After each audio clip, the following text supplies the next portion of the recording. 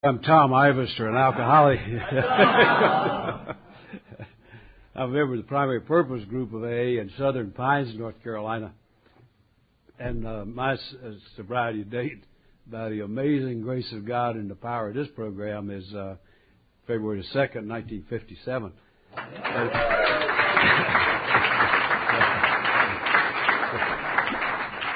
Mainly what's in my eyes is bags, right? You had to get up early to come to Nebraska. I hit it at 4 o'clock this morning and lived in great peril thinking I might wake my wife up.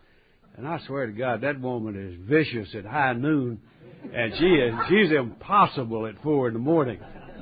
So I stealthily eased out of that bedroom, and if I look bad now, I want you to know I hadn't been drinking any wine. It's just one of those things that's wear and tear on the body.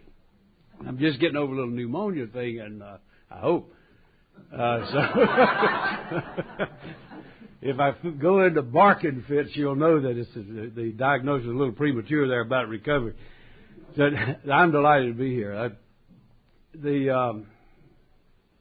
I was thinking about when you get old, everything reminds you of something. And this meeting today reminded me of a lot of stuff.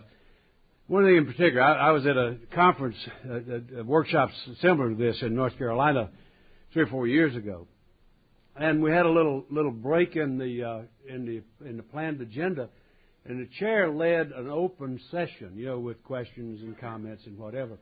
And right off the bat, there was one fellow stood up, and you know how you just sort of get instant kinds of impressions, and you just snap to judgment. This guy looked like a very, very unsuccessful drug dealer. He was greasy hair, and I swear to God, he just looked like death warmed over. And I thought, oh, Jesus, now what? Because I figured it's going to be, why don't you love drug addicts or something? Well, it doesn't pay to snap to judgment. Because what the fellow shared was, I guess one reason I valued it, it made my ears turn just a little red, and because he hit right at home. He said, one thing that's always puzzled me is when we talk about trying to get people into service, we try to recruit them by telling how aggravated, how frustrated, how angry, and how disappointed we are, and how used up we are. And he said, somehow that just doesn't sound like a program of attraction. And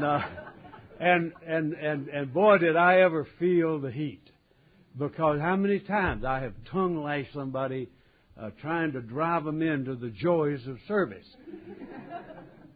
Tell you what, he could have come to Lincoln, Nebraska today and seen everything he ever wished for realized. What a fine, civil, intelligent, reasonable treatment of the issues of service. Good work. I haven't heard one angry thing, even talking about the difficulties working with corrections people. I haven't heard any anger from either side. By the way, I want to commend you also because most of the time the reciprocity between corrections and an AA is imbalanced at best. Normally, if you can get a corrections person out on Saturday, it's because his boss said, get over there. And when you can get one to come on Saturday and stay for the entire deal, that's historic. Yeah. Man, we're going to make a plaque to you, Darren. I would introduce him. His name is Darren, and he works at the community. You guys know where that is. Community Corrections Center. I could almost tell you his phone number because he told it. But if you, what a fine representation of not only professionalism but engagement in the process. And that's just excellent. I was really delighted to be here. And I do want to compliment you on an excellent turnout. I didn't get any of the chili, but it smelled good. Y'all look like you liked it a lot. I would have some, but there ain't none. So, now what I'm supposed to do is talk a whole lot about drinking and puking and all that wonderful stuff that you want to hear about after ODing on chili.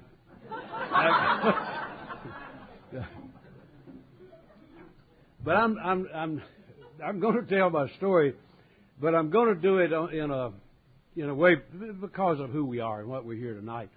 I want to bear down on things relevant to correction.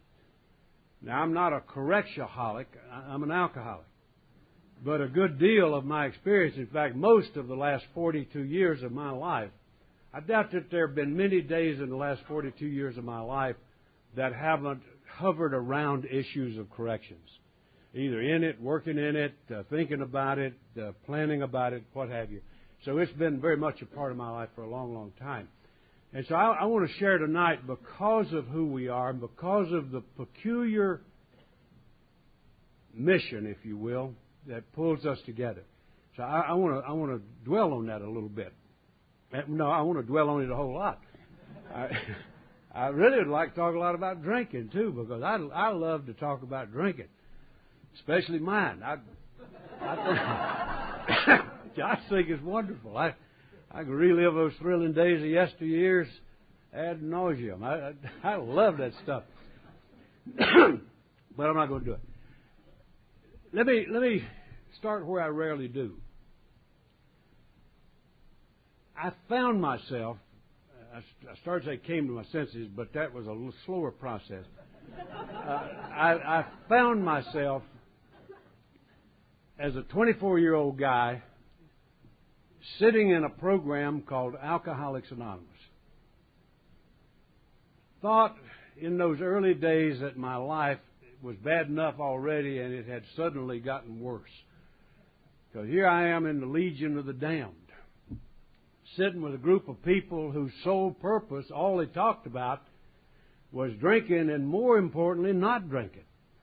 And they talked about it in disgusting terms, like not drinking forever. And I was not somebody who fell in love with the mission of Alcoholics Anonymous right off the bat. You can hurry up and believe. I couldn't imagine going a week without drinking on purpose. And here, I'm a 24-year-old guy. If the insurance companies are right, I'll live 50 years, and that's a long time without a drink. And so my first period in Alcoholics Anonymous was basically a tug-of-war in my own head, where when I'd sit in there and listen to somebody tell their story, and I'd hear the joy that comes and the happiness that comes, and I'd find myself thinking, God, do you suppose a guy like me could get this? And then the other disturbing thought that would crowd in was, my God, what if it works?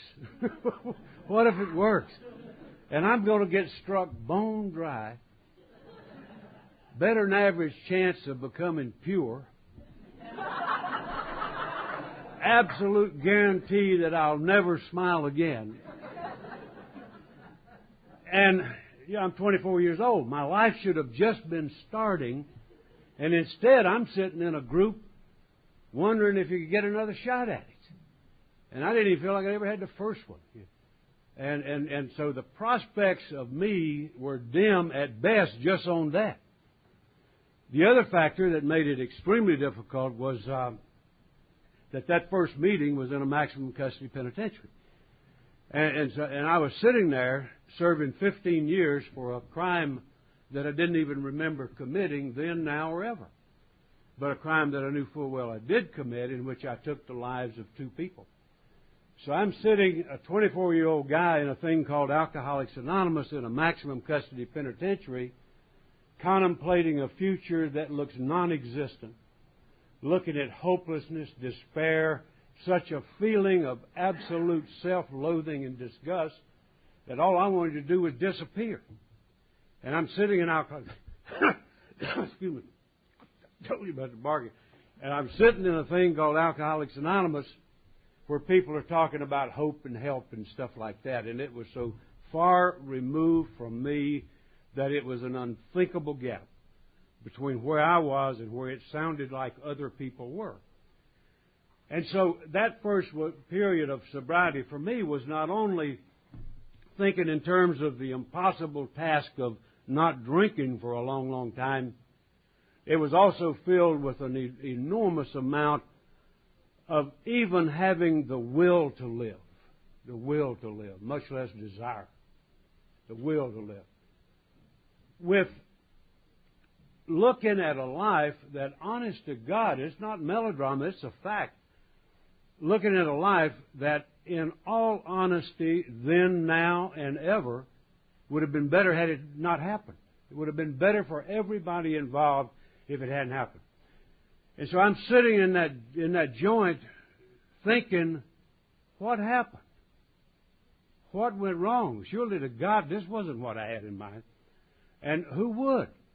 And so a good deal of my time was spent in trying to figure out what went wrong to cause an average guy to wind up in such a god-awful circumstance. And certainly it was not any real quick revelation about what went wrong, but slowly, as I listened to other alcoholics tell their stories, mine started to emerge.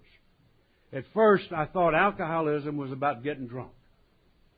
And if that's what it was, I'd had that all my life, because I got drunk the first time I ever drank in my life. The last time I drank in my life, I got drunk or wanted to. I couldn't remember a single time when I drank with a sense of sufficiency. I've never had the feeling. I've marveled to this day when somebody turns down a drink. I don't understand why on earth anybody who could drink doesn't. But they don't. My God, I watch them on airplanes. They give free booze. And I take it and take it home to my wife. I ain't turning down no free booze, whether I drink or not. There's something weird about people who could drink and don't. When I listened to those stories and started to say, that's what I thought, was that alcoholics at first sounded like alcoholics are people who got drunk and got in trouble. Well, that was certainly me. And when I acknowledged alcoholism, admitted alcoholism, it was like a guilty plea. It wasn't an admission of an illness. It was like a plea of, yeah, I did it. But that wasn't quite it, though. And I listened, and what I started to hear went a little deeper. And what I started to hear is that alcoholics were people who were miserable if they didn't drink, who drank in a squirrel cage fashion. They drank because they drank. And boy, did that ever start to make sense to me, where I could see that this was a vicious cycle, where it was a self-feeding, self-destructive kind of behavior. I started to listen to people describe the peculiar state of mind that precedes a drink, like Doc writes about in the Doc's opinion. That peculiar state of mind that precedes a drink. God, could I ever relate to that?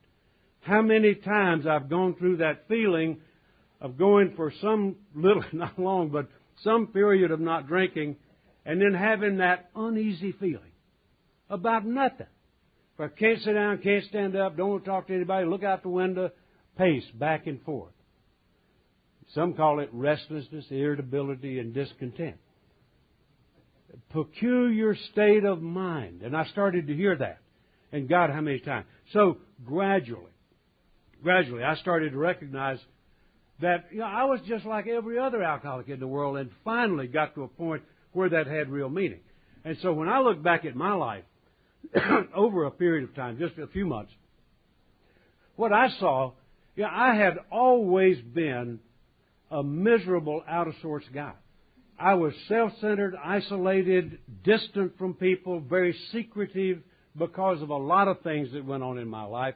I was somebody who would never let anybody get close to me. And I think heart and soul of alcoholism lies in a thing called self-centered isolation. What it led to with me was a whole range of defects of character that I won't go into tonight, but those deep-seated things that became the obsessions of my life were what started to slowly emerge. Suffice it to say that I was a guy totally lost in himself, totally locked into self-centered isolation. Then I found booze. And when I found booze, It was easy for me to see why I drank. That stuff did magic for me. And I loved it. I loved everything about it. Loved the places, the people, the action, the smells, the noise. Loved everything about it.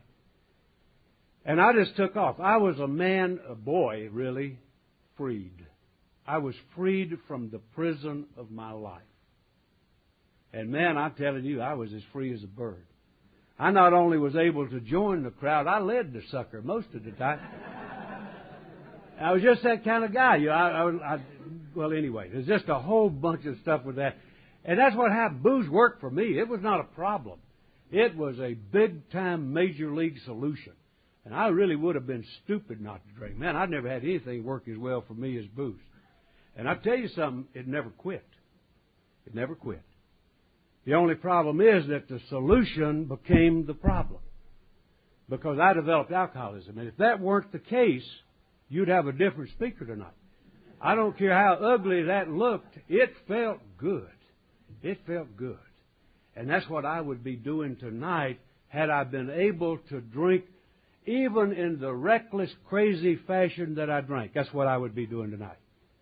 I'm not here on moral grounds. I'm not a temperance worker. I'm not against booze. In fact, I'm all for booze. I encourage people to drink. I like to see people drink. That's where we get our members, you know. I ain't against it. I'm dangerous to serve drinks. But I always figure I'm doing my little recruiting piece. Well, that's what I'd be doing, except for one thing. I developed alcoholism. I understand a little bit about it, but I'm not going to go into it tonight. Suffice it to say that was not to be the case for me because it was in the cards for me to develop alcoholism. Now, I don't know why. Whether it's genetic, heredity, too much, too long, who cares? Really doesn't matter. What does matter is that I understand without one iota of doubt that when that time came and I crossed the line, as we call it, I separated from every other drinker in the world except other alcoholics. I am not like other drinkers. I never will be. And the issue for me is that I simply can't drink. It's not an option. Alcoholic insanity is an option. Drinking is not. Because I'm somebody, if I drink, I cannot predict my behavior. And that's what my life became. And so when I look back at that life trying to figure out what happened, God, could I ever see it? Now, here was a guy that I was wild and crazy before I became alcoholic. I went to jail before I became alcoholic. I wasn't a criminal particularly. I was just a guy that got in the way all the time. I was just messing stuff up. Hard to run a place of business with carpet on the floor and organ music and some guy throwing up on your carpet. That's mostly what I did. I wasn't a predatory gangster or anything like that. I had my moments, I don't know much that a man can do that I haven't done. But mine was mostly among my own kind. As my life progressed, if you could call it that, I wound up living in some god-awful circumstances, and I used to survive the way you survive on the street. The last year that I drank, I drank on the street up in the city of Flint, Michigan. A rapid deal happened, and in that setting, I survived like you survive. I truly don't know of much that a man can do that I haven't done. Now, you can hurry and believe that's no Wild West story. That's no macho drunk story. I'm deeply ashamed of that. But I pray to my God that I'm never ashamed enough that I'm unwilling to share it. Or even worse, that I forget it. I never want to forget for 1 second what the issues of alcoholism were for this guy. And I survived in that deal. One night I'd roll somebody, the next night they'd roll me. It just depended on who was the fittest at the moment. And that was just the way it worked. I mean, there was no apologies for that. That was just the way it worked, the way of life. And I never want to forget that. Never want to forget that demeaning, demoralizing, lonely, anxious, angry, frustrated, dirty, disgusting kind of life. I never want to forget that for 1 second. Because I'll assure you that that's what drives me today. It's not the fear of going to jail, losing job, losing wife, none of that. It's the fear of losing that shred of humanity where I would have to go back to being that empty shell of a person. That's what drives me. And I never want to know that again. Well, so what brought me, I told you in the beginning, when I looked at that, I could see that I was just like a runaway train. I was just crashing through life. And it was just a matter of time until I would crash and burn. Either I had to be locked up on a regular basis. I don't even know how many times I've been in jail. Don't have any real interest in it. I never have felt any need to research that. It's a relative term. What difference does it make? The thing that's important to me is recognize I'm the kind of guy who had to be stopped very often. I like to think that I've been in jail the exact right number of times. Maybe one less wouldn't have been enough. And maybe one more would have been too many. That number is the right number so far, and I'll settle for that right now. So when I look back, that's what I saw was a life that was just riddled with that kind of stuff. I honest to God, could not recall then, now, or ever, one single person that I had ever known in my life that didn't get hurt or dirty or embarrassed in the process. Not one. And so that's what I looked at. And so it was just inevitable that I would wind up. I always figured I'd just wind up somebody shooting me or just ODing or whatever. And those were conscious, clear thoughts even in my drunkest days. I knew that a guy like me would not have a long career. You just couldn't do it. Nobody's going to drink long who drank like me. I'll guarantee you that. There won't be a 30-year drinking career. And so, it'd be nice, if it had happened differently, but as you gathered, it didn't. I woke up one morning in jail up in Flint where I was living. No novelty there. And I took it for granted I was in there for the same as always, drunk, hustling, fighting, whatever. And a jailer came by, guy I knew. I asked him when I could get out, and he said, "I hope never," and walked off. And I really didn't know what he was talking about. Had not a clue what he was talking about. And then some of the other guys in there, the tank there, told me that the night before I'd been driving somebody's car down the main street of the city and had run down and killed 2 people. And even though I was a street character, a really goofy acting guy, I was not a subhuman. And my response to that was, I guess, a very predictable one. That I couldn't accept. I could believe it, but I couldn't accept it. If you know what I mean. Could not deal with that. Didn't gradually accept the truth. And then later on that year, I got out on bond after 76 days. Knew I wouldn't drink. Knew I wouldn't. I didn't think I could physically pick up a drink. The guilt was too great. I just didn't understand what alcoholism's about. Stayed sober a day and a half, and of course I drank. From July to November of 56, literally like nobody I've ever seen. And then had what I hope and pray was my last drink, the 19th of November of 56. That morning I finished a bottle of gin, about like that. Went to court, and I knew that mine was to be a one-way trip. I took everything I owned, which wasn't much, and went down and knew I wouldn't be back. And I'd never heard of the plea. I'd never entered it before, but the fellow that was my attorney told me to stand mute. And I thought, what an eloquent plea. What an eloquent plea. What can you say when you don't even know? They had to tell me what I'd done. And, of course, I was found guilty and sentenced to that 15 years. And I remember the day that happened as clear as if it were today, that I had, I guess, a very normal, instinctive reaction of fear, but almost simultaneously the most real sense of relief I'd ever known in my entire life. I knew it was over. It was over.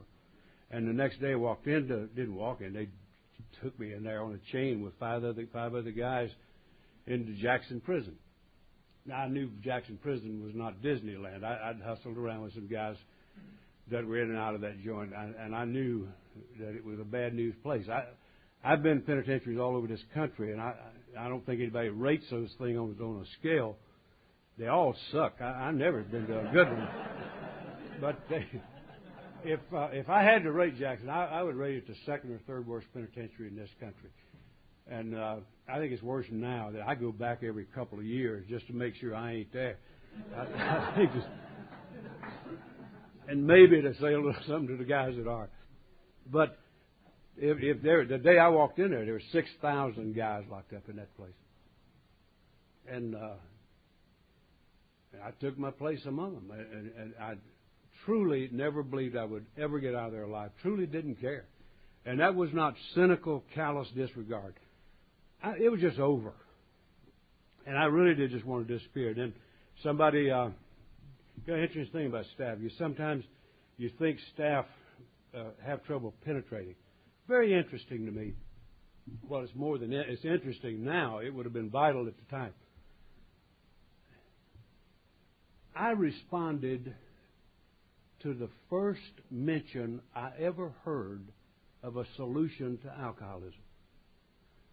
I had never heard of anybody helping a drunk in my life. They didn't do it back then. Not in my circles.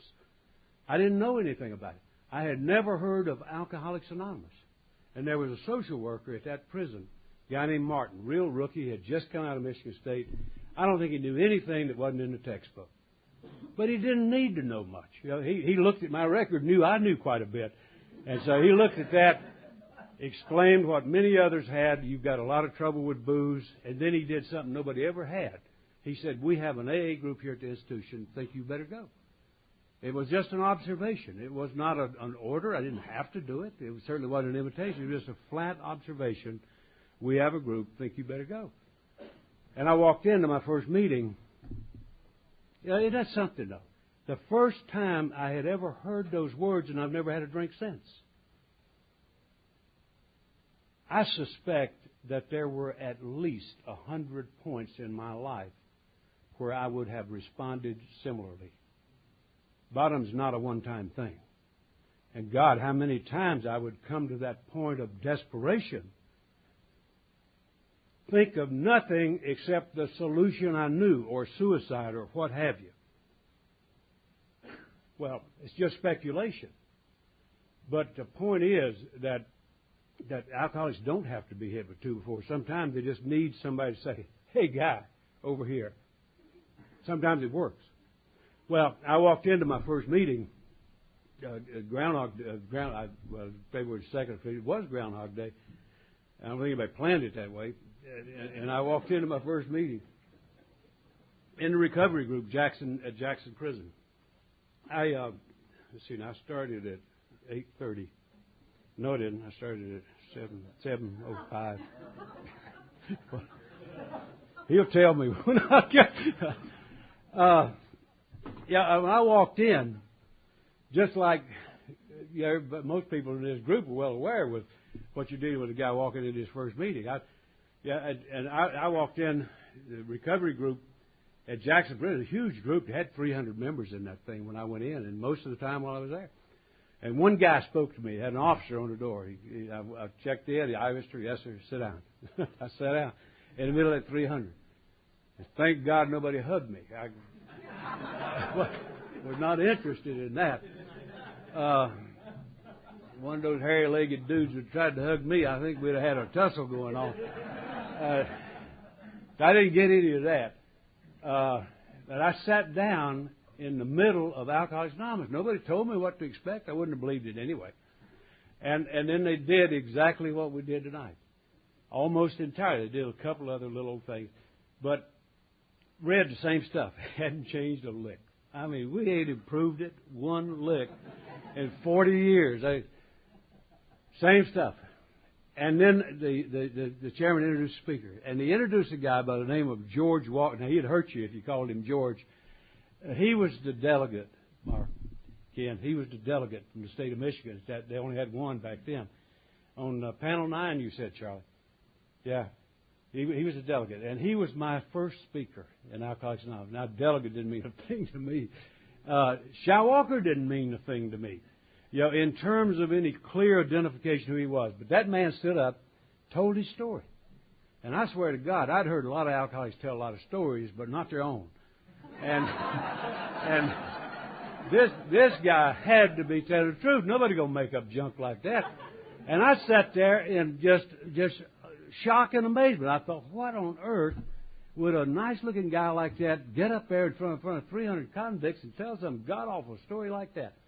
And I honestly didn't know. And I was a long ways from the brother's keeper ethic, where it helped me.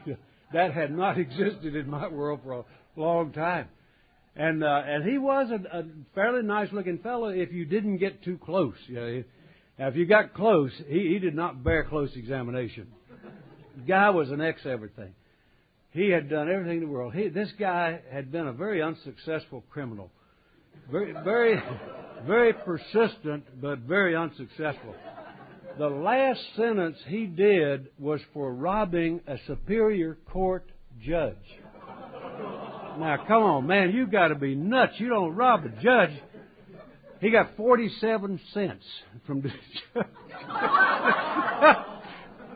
That's my hero. You know, and he's telling this stuff. This guy had done time in that institution. He'd been out 15 years, as long as I had to go. And he told stories that I kept looking around. Somebody put handcuffs on him. He was telling stories that one of the jobs he had that, I don't know if you got one here, y'all kind of modern, but they used to have in the old prisons rotundas, kind of like the Capitol, you know, with a big old round thing where everybody marched around. And he ran the elevator that the warden rode to his office. Now, that keen alcoholic mind set up a scheme for him, and he built a homebrew stand on top of the warden's elevator. And it never got busted the whole time he was in there, because the fumes would go right out the shaft. And he said every time the warden went to work, he stirred it for him. And I kept looking, they're going to come get him. Man, this guy's crazy. Well, I'm listening to him.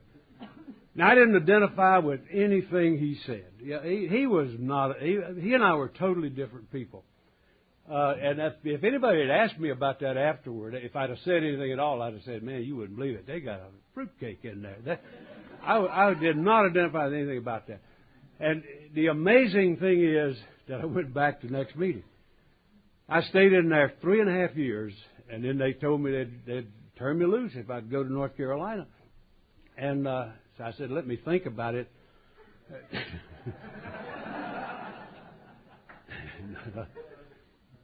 Never missed a meeting. And you can hurry up and believe it. It's kind of like I was kidding around a little bit about it there in the beginning, but that's not kidding at all, because that's exactly who it was, sitting in that group. And I know without any question whatsoever that the only thing that brought me back to the second meeting and to many meetings thereafter was not the experience of that guy or some vision of hope or some deep-seated desire to change.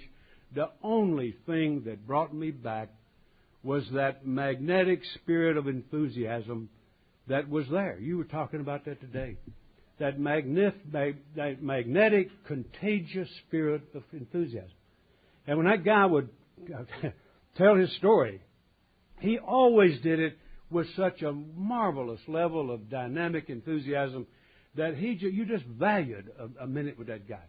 He was a crude guy. He was an uneducated guy, a roughneck. He'd been a professional boxer at one time and apparently fought a little too long and too poorly.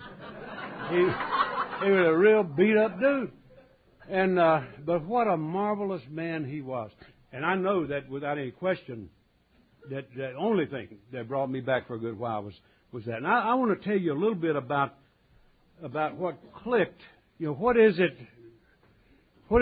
clicked? You know, what is it that made the difference with this guy? Because you can picture who I was. You know, a 24-year-old social wrecking ball. That's all. And I mean, I'm living on nothing but a history that never should have happened and living under an absolute mountain of guilt. And felt deeply ashamed to even be here. Never mind breathing. Never mind trying to find something new. And when I think about that, it simply, profoundly underlines the power of what we're in here.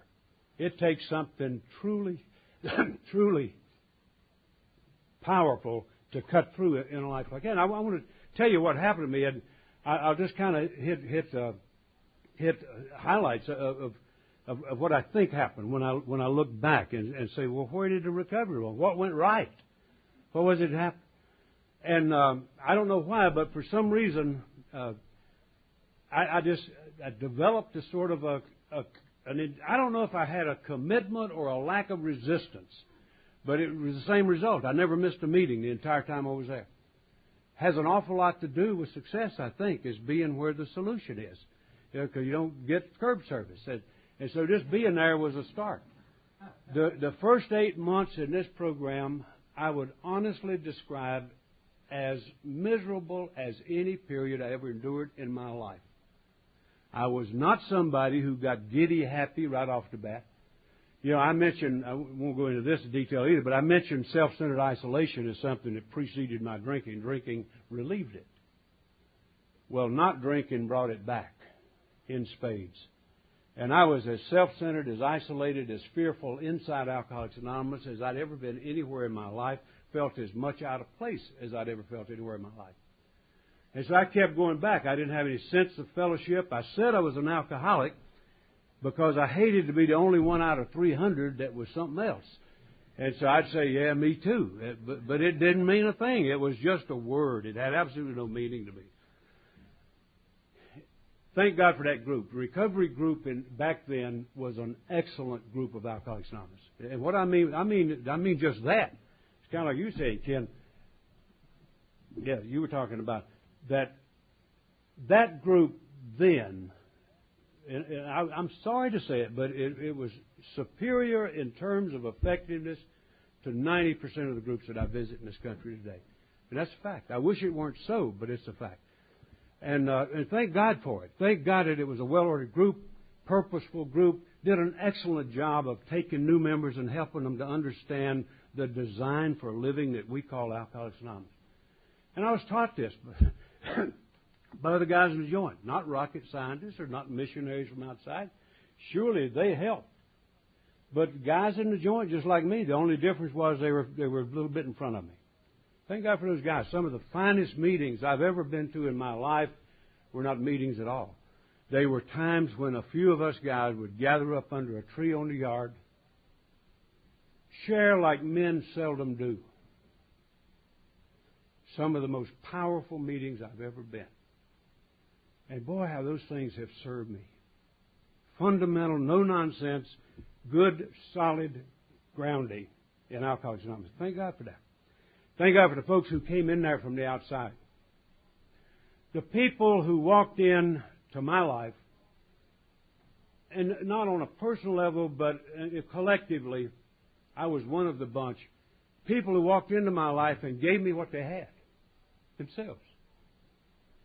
People who accepted me at the level, not like I was, but at the level of what I could become. I was treated with respect, dignity, second to none, by real people. And that was an absolute lifeline. God, how much it meant. A lot of those fellows are dead now. Shai's dead, and a lot of my real heroes are dead. Some still live. I tell you, just a couple of real. You talk about those mountaintop experiences. A couple of years ago, I had a chance to go up to Ann Arbor, Michigan, to speak at the anniversary of AA in that town, and also of a little guy by the name of Jimmy Fondren, he's 95 years old now, and he was also celebrating 51 years of sobriety. He was an originator in that town. Well, what a powerful thing to be able to go back. I was able to give him a 51-year medallion. One of the guys who carried the message to me. Last year I was up in Montreal with a guy by the name of Mel. Some of you might have read some of his writings. He's a marvelous guy. Great writer. He spoke at my 5th meeting of Alcoholics Anonymous. He was the first person I ever heard describe how I felt with words. First person. We were great friends. And we did a workshop up in Montreal together. You talk about the gap between the folks, to be able to go out and share alongside the guys that carried the message to me. Powerful, powerful stuff. Well, those guys were truly and continue to be powerful influences in my life. Yeah, I learned early on, when I started to catch it a bit, I went to Shai one day. Shai became my first sponsor. And I went to him one day, and I tried to thank him in my own crude way, I tried to thank him for what he did for me. And true to form, he stopped me before I even got started. He said, whoa, wait a minute. He said, we don't do that here. He said, and I've never forgotten this, a few times I wish I could, but he said, you will never be able to repay any sincere member of Alcoholics Anonymous for what they do for you. It doesn't work that way. He said, if you appreciate it, all you do is pass it on to the next guy. Powerful legacy. And how important that was in sort of giving me that desire to live, that notion that I could actually have community with decent people. That, I guess, is what that meant. I was pushed into action in that group. I honest to God, didn't know there was an option. I really didn't. Nobody ever asked me if I wanted to or not. You know, that bunch did stuff. I got in with the bunch, and we did stuff. And I became a member of Alcoholics Anonymous there. I have had some of the finest AA experiences I've ever had in my life in a maximum custody penitentiary. There is absolutely no difference, one iota, in the program of recovery that can be worked there as opposed to anywhere else. This program worked as powerfully for me there as it ever has anywhere. Why not? My God, it's the toughest living I've ever done.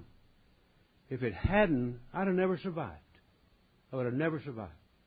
Instead, I walked out of that place 42 months later without a mark on my body or my mind, but with a soul that was greatly enriched.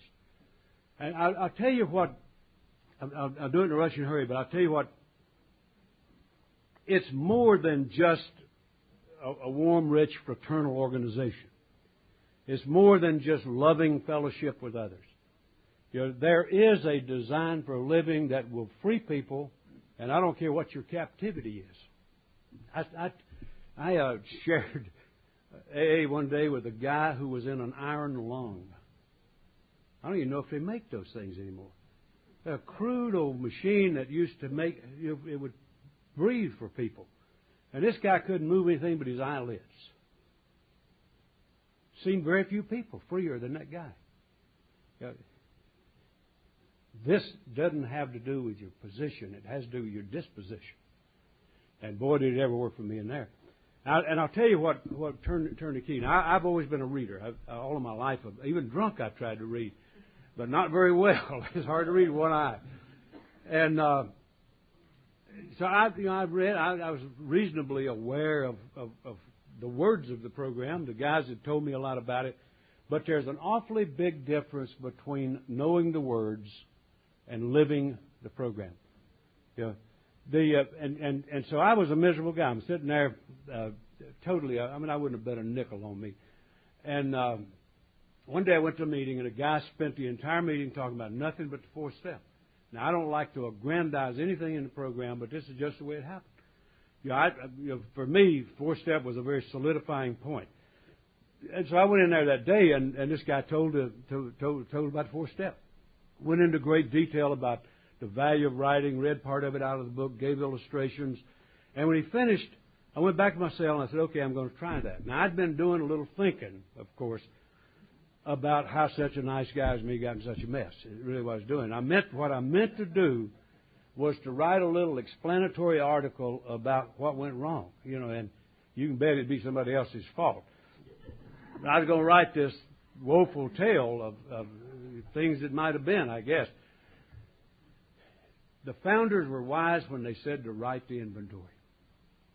Because I started to write what I had in mind, and I wrote about 2 lines of that silliness. And then with no intent whatsoever, none. All at once, it was as if I hit a wall. It was what old Hemingway talked about, the moment of truth, the moment when a person comes face to face with themselves. And that's exactly what happened. Didn't plan that, had absolutely no script, no intent whatsoever. All at once, it was over. The charade was done. And without any thought, preparation, or anything else, it just burst out. It was like a dam broke. And all I did was just pour out my heart. That's all. for the first time in my entire life. Ever. Ever. And my hand flew trying to keep up with the torrent things I'd never looked at, much less put out. And when I got through, I had 3 of those old long yellow legal pad pages filled with scribble. It was barely legible. Sure wasn't fit to print. Wasn't written to print. I tell you what it was, without question. It was the most important day's work this old boy has ever done, bar none. Bar none. Most important. Because that day I knew without any question what I indicated earlier. I knew I was alcoholic. And I started to experience a critical thing called surrender. Surrender. Where I accepted at the cellular level the reality of my existence. That I'm beat. I simply can't drink. It's not a matter that I've thought it over and elected to do something different. Doesn't even enter the equation. I'm somebody who is beat. It's over. Thank God for that. Because 41 years later, I can tell you that I have never seriously doubted for 1 second the reality of my alcoholism. Not one time. I've come close to drinking a few times because I'm an alcoholic.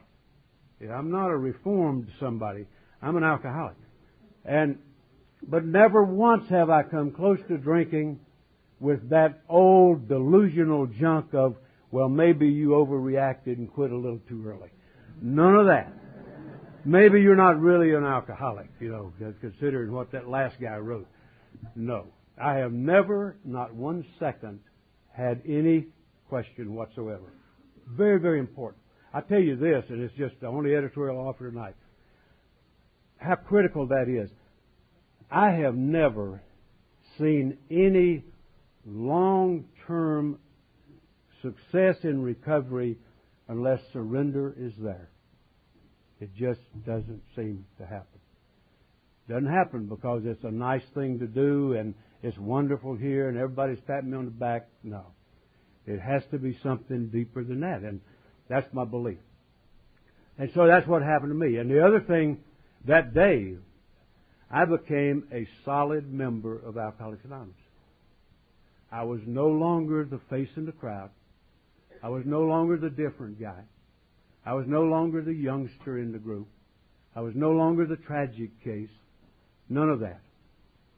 I became a member of Alcoholics Anonymous.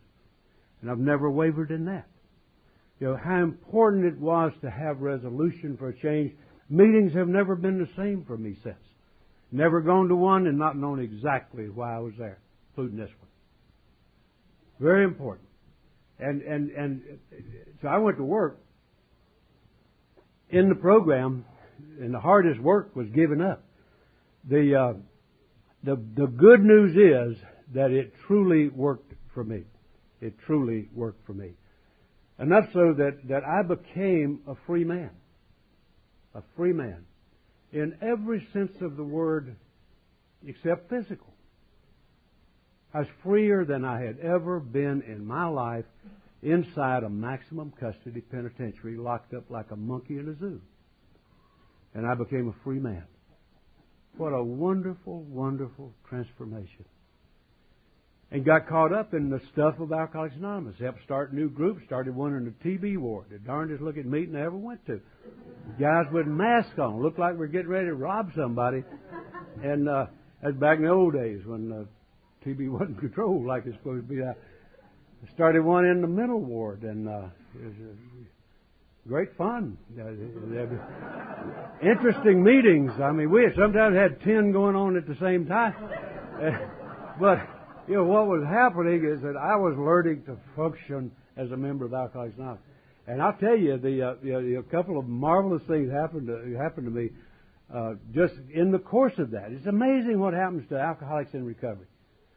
Now, there are notable exceptions to this, but most alcoholics don't need anybody to say giddy up to them. Now, there are some that you've got to blast them with dynamite to get them to giddy up. But most of us have enough compulsive drive that we wind up wanting to get 3 jobs instead of 1. Catch up, all this junk. Well, I got started doing stuff. And I swear, I didn't even know it, I don't think. Somebody invented television while I was drunk. I woke up and there it was, old Howdy Doody in there just blasting away.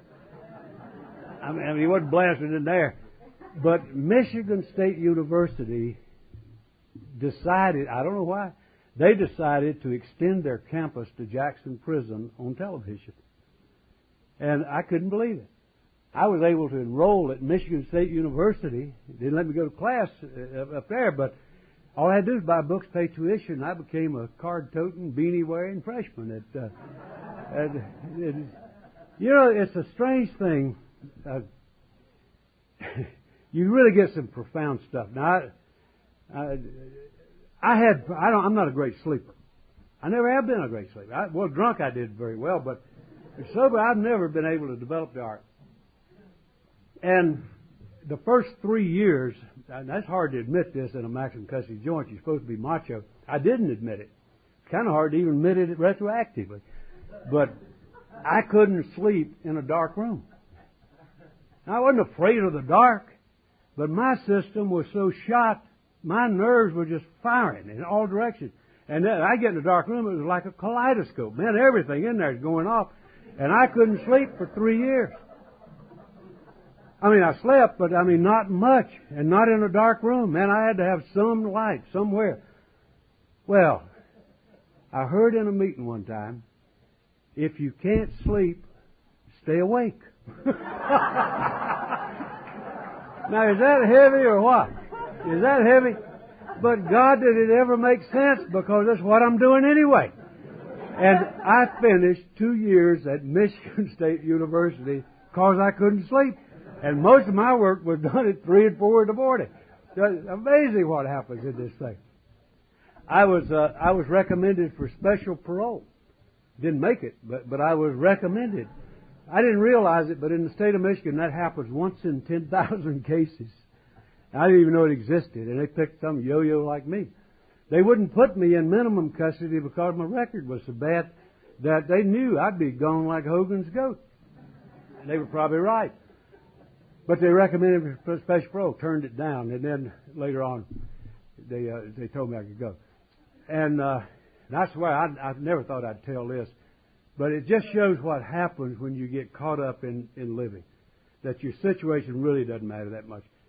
The night I was packing to leave, I found myself thinking, geez, I just wish I had one more day. Now, I didn't tell anybody that, but I didn't want one more second.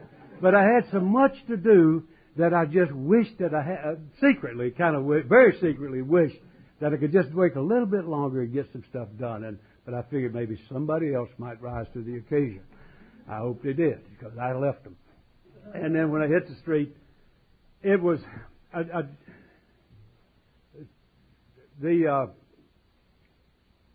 let me just tell you one other thing about this transition business. And I know that it's not just in CFC. I heard you guys talking about that we don't have as many people doing CFC work, but you talk to Mark, Ken, any area of service, you'll find a strange kind of truism in Alcoholics Anonymous. The closer you get to the work, the thinner the crowd. And when you start trying to do service work, I don't care what kind of service work it is, you're going to find fairly lean crowds. Now, I can tell you that it has not gotten better in the last 40 years. I can tell you that for an absolute fact. There are places in this country that if you mention, Larry is the new CPC chair for the area. If you mention CPC in some areas of the section, they won't even know what you're talking about. They'll think it's a new detergent or something. And that's sad but true. And so we are more challenged, not less, by where we are today in terms of the vigor and intensity and focus of our service work. And I don't want to be like the greasy-haired guy and start fussing about it. It's just sad because that's where the joy is for a guy like me. It's where the joy is. But what I was getting at when I was getting ready to get out of there, I personally believe that the most critical time in the entire experience of corrections is that period immediately following release. Immediately following release. Because, when a guy's coming out of there and he's going to change, I'll guarantee you he's going to be the loneliest cat in town when he hits the street. Because every instinct's going to be to go back to some place where he felt okay, rather than just a lost space in the crowd. Now, I was fortunate in that when I went into Jackson, it so happened I had the longest sentence of a group of guys that had come in, and the fellow was doing a vocational orientation thing, is what he was doing. And he was talking about, he singled me out. He said, that's who I had time, and it turned out I was the longest guy. And he said, now you think you got a long time? And I said, yeah. And he said, let me give you one suggestion. The time to start planning to get out is today. Not wait till you're right at the gate. Boy, was that ever profound. And I believed it. I had a job lined up through my family 3.5 years before I was eligible for anything. Lousy job, but it sure beat cutting hair in that penitentiary for 10 cents a day. So I had a job lined up. Now, I saw guys actually cause themselves to serve more time than the judge did by simply not making arrangements. I saw other guys leave with what looked like optimism and hope and then greet them back in short order. And I'll guarantee you, now I'm a kind of a cold-blooded dude, I learn more from losers than I do winners. And when I get one of those guys back, I couldn't wait to cut his hair. I was a barber. And I couldn't wait to cut his hair. Because usually when you get a razor at a guy's throat, he'll come close to the truth. And so I'd get him and I'd say, tell me what happened. And they'd give me the litany. So, critical thing. I believe that a year before I was to get out, I wrote a letter. But I didn't write it. A staff member wrote it for me, the first letter. He wrote a letter to, we had an age director there that had 2 groups listed in my hometown. So we wrote to the biggest group, that naturally would be the best. So we wrote that letter in sometime, almost 40 years ago. And I know the mail's slow, but it ain't that slow because I'm still waiting on an answer. And of course, you know what the answer was that I filled in the blank with. I wrote the letter and nothing came down. I said, okay, sure. Now, these guys like Shy and the other guys that come in here, of course, they're good guys. But they got a bunch of stuffed shirts out there. Don't want anything to do. All I was asking in my letter was, is it okay if I come? That's all. Didn't even ask for a friend. I just wanted somebody to say it's okay. Well, thank God I wrote a year in advance because my bubble just burst. And so I talked to some people who knew about it. These folks told me that, unfortunately, everything that calls itself an AA group isn't. I mean, there's some things that may have been at one time, but they quit being Bible groups. Unfortunately, they keep meeting. And they spread the disease rather than the solution.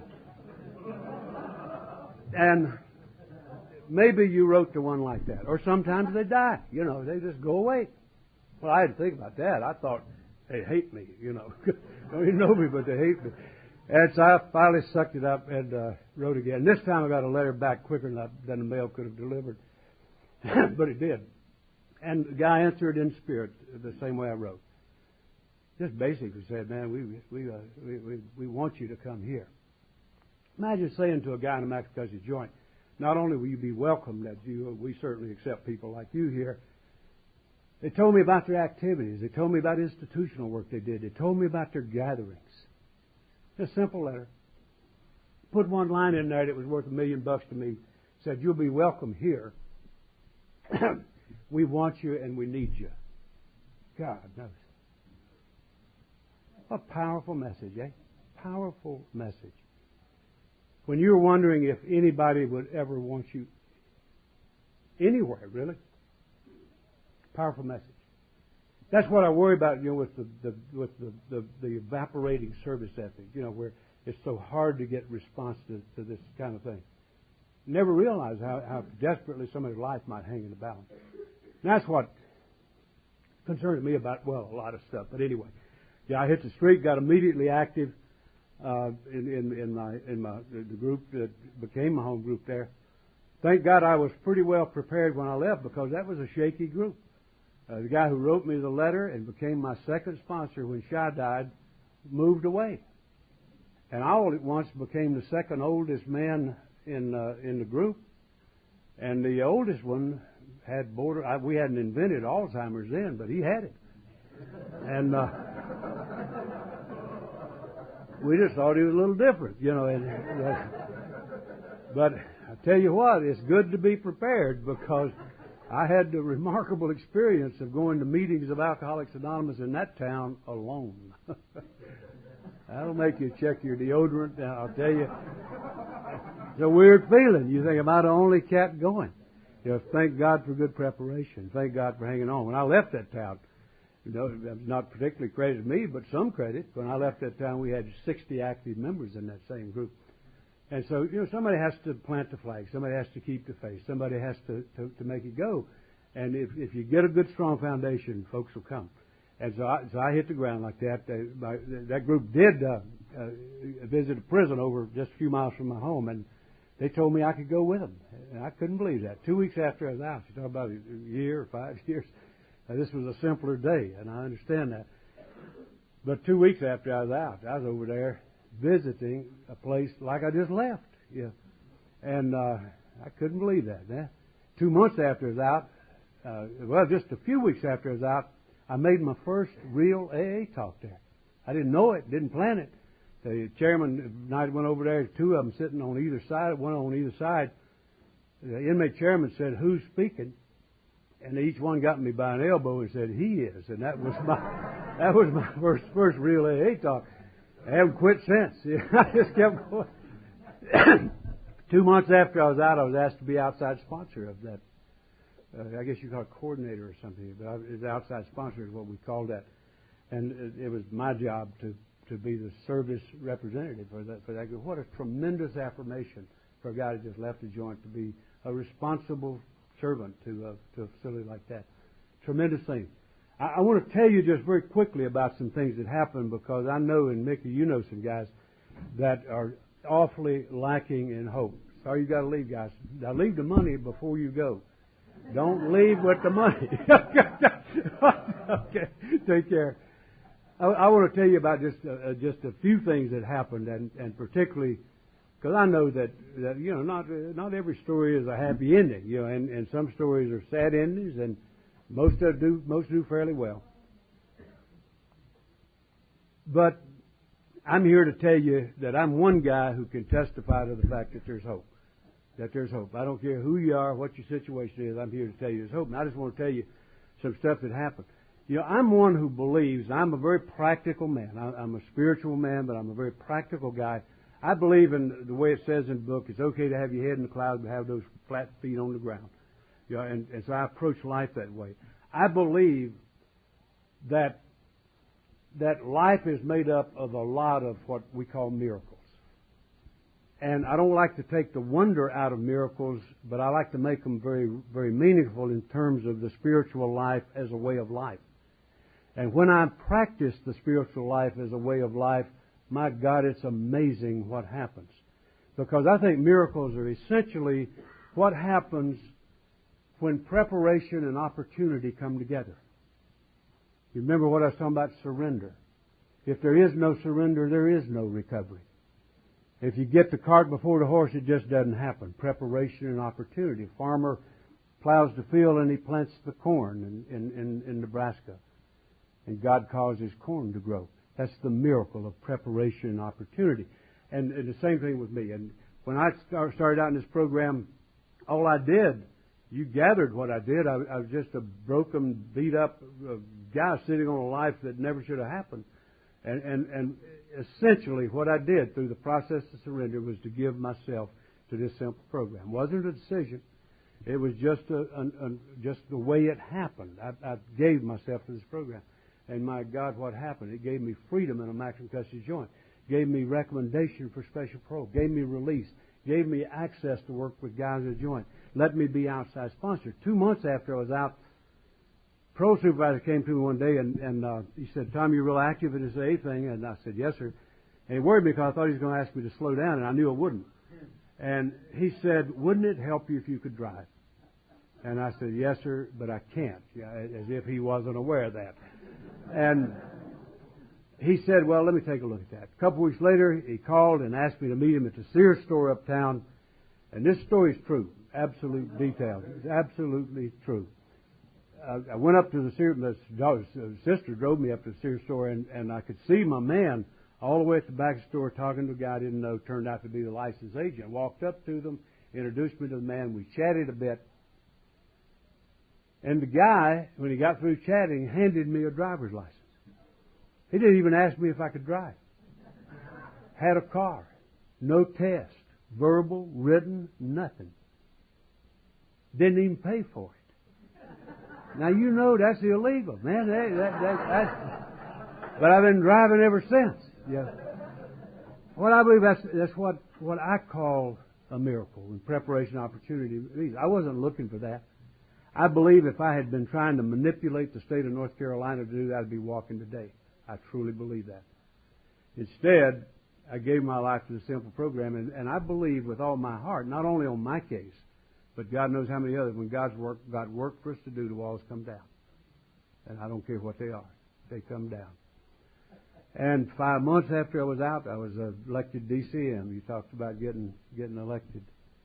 Larry was talking about getting elected DCM. Wasn't even running. No, Kurt was talking about getting elected DCM.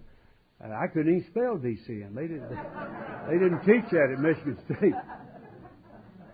I was elected, and I'll tell you what, it meant a great deal to me. Here were the folks in 12 cities. Same guy who wondered if he would ever have one friend or be trusted by anybody.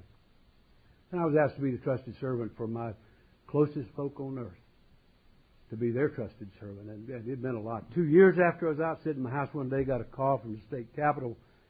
Guy introduced himself. I'd met him one time. He visited the AA group that I sponsored in that unit. And never had seen him since. And he called me. He said, "Mr. Ivester, that we are expanding the rehabilitation program in our prison system, and we were wondering if you would consider accepting a position."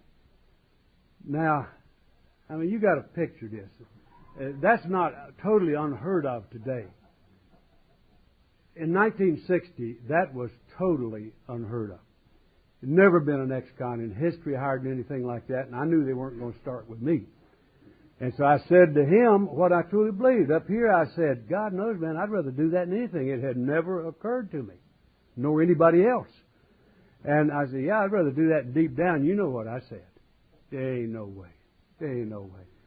And sure enough, in 61, I went to work in the North Carolina prison system in North Carolina, the Department of Correction, we call it now, as a rehab supervisor, and had a marvelous time. I didn't have a clue what I was doing. I'll assure you, doing time does not teach you how to administer a prison. It does not. You sometimes think you know how, but it's a little different. But and so I went to work, and it worked my fanny off. And I stayed in school. I finished up my education in correctional administration. I mean, they didn't just recruit me out of a maximum custody cell to take over the world.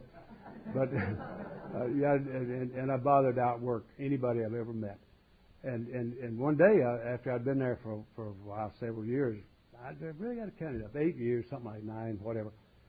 I was going on, minding my own business, and the head of our system asked me to come by his office. I went by, and he said, "Tom, I'd like you to take an assignment for me." And I said, "Yes, sir, what?"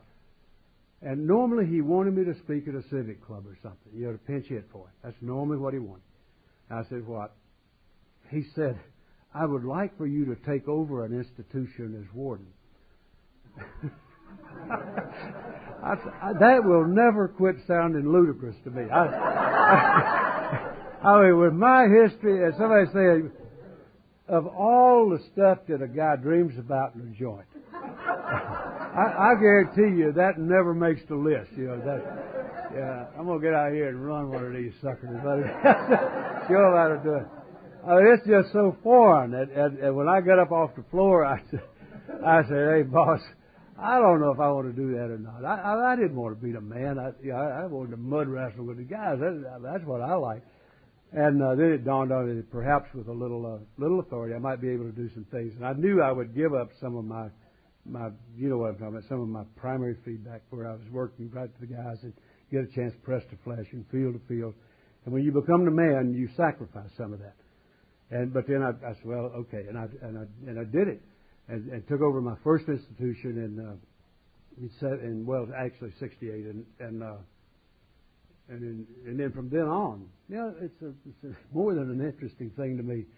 From the time I came into Alcoholics Anonymous until today, I have never applied for a single job, promotion, transfer, pay raise, nothing. And I've gone from that literally to the top of my profession. Preparation and opportunity. When God's got work for us to do, the walls come down. And I don't care what the walls are. And so that's what my career became for the next 20 years or so. I basically was a guy who, I've always been a guy that I always challenge things. And so my deal in North Carolina was to develop new facilities. And so I was able to open some trendsetter institutions that stand to this day, and a legacy that means a great deal to me. And I'm still in corrections. I'm still working full time, but I got sort of a nothing job now. I work state level, and I'm the guy that goes out with the briefcase and says I'm from the Capitol and I'm here to help you.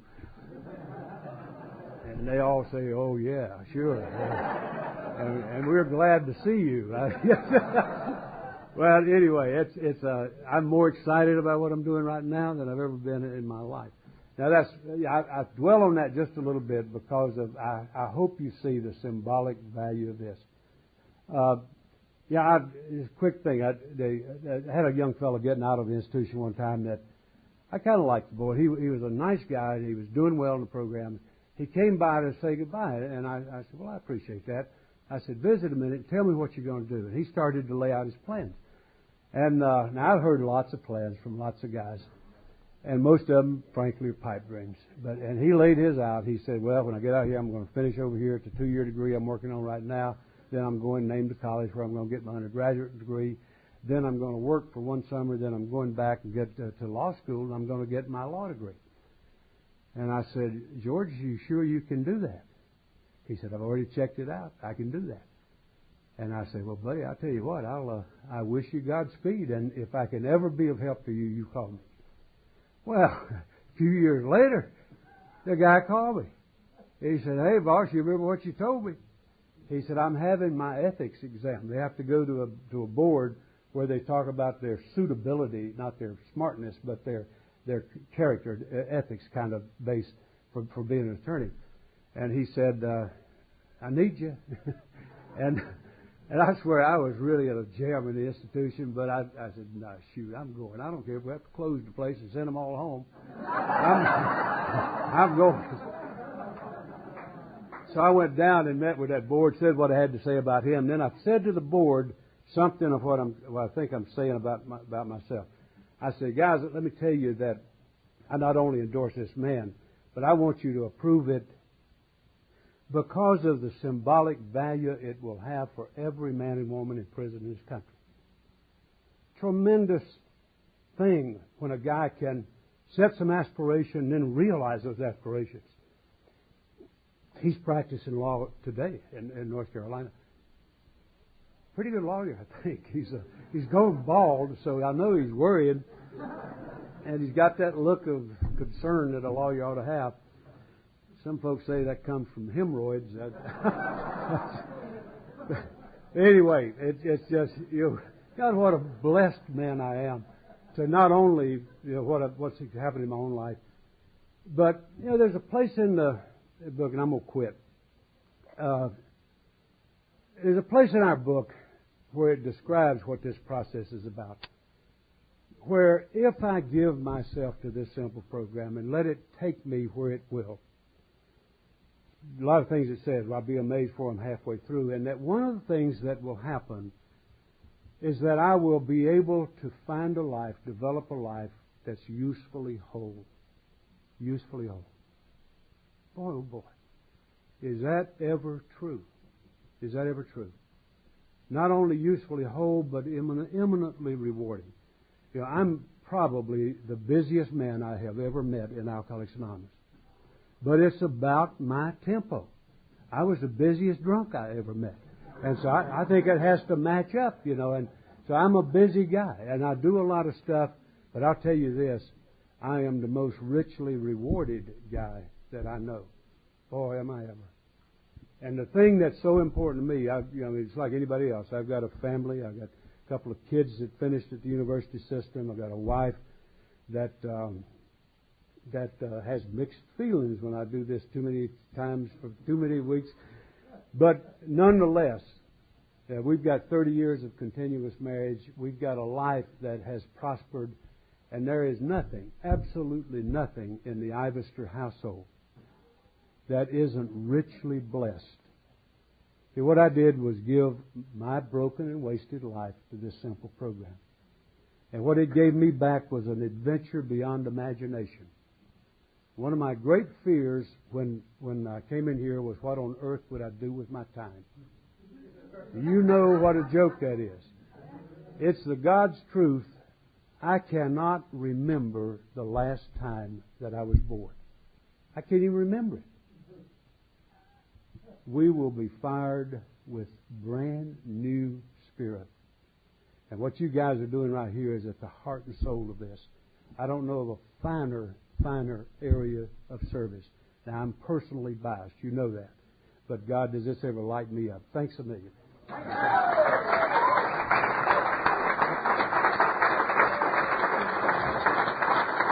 God.